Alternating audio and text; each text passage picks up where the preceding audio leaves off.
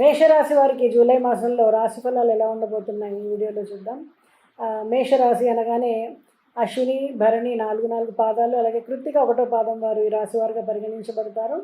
మీ పేరు కనుక చూ, చే, చో, లా అనే అక్షరాలతో కనుక మొదలైనట్టయితే ఈ రాశి ఫలాలు మీకు కూడా వర్తిస్తాయి.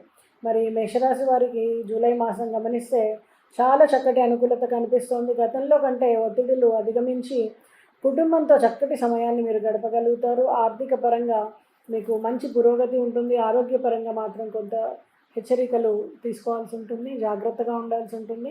మరి రాజకీయ రంగాల వారికి ప్రజల మద్దతు లభించడానికి సూచనలు ఎక్కువగా ఉండడం, పదవి ప్రమోషన్ల కోసం ప్రయత్నిస్తున్న వారికి ప్రమోషన్స్ ఉండడం, ప్రతిపక్షాల నుంచి రాజకీయ రంగాల్లో ఒత్తిడి పెరగడం జరగవచ్చు.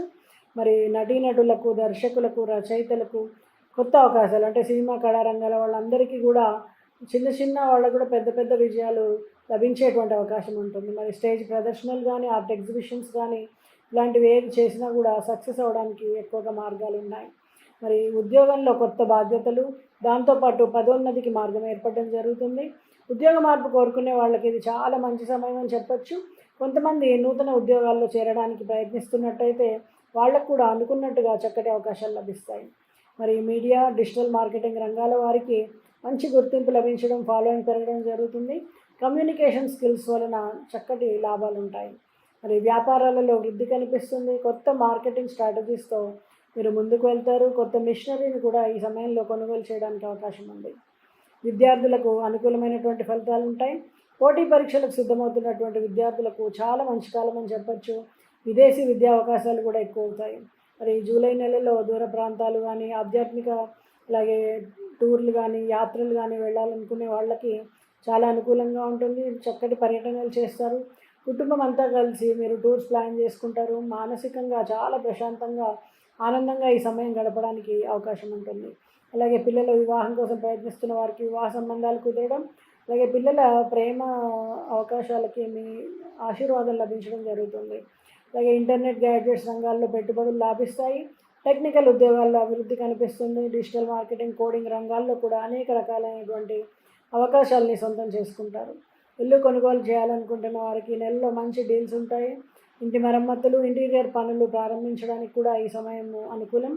గవర్నమెంట్ ఉద్యోగస్తులకు సమస్యల నుంచి పరిష్కారం కనిపిస్తుంది. పెండింగ్ పనులన్నిటి కూడా సకాలంలో పూర్తి చేస్తారు. మరి పిల్లల ఆరోగ్యం మెరుగవుతుంది.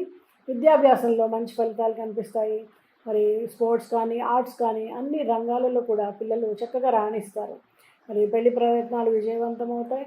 వివాహితుల మధ్య సంబంధాలు బలపడతాయి. ప్రేమలో ఉన్న వాళ్ళకి వాళ్ళ చర్చల ద్వారా తల్లిదండ్రుల వరకు తీసుకెళ్లడం, వాళ్ళ ఆశీర్వాదం లభించడం జరుగుతుంది.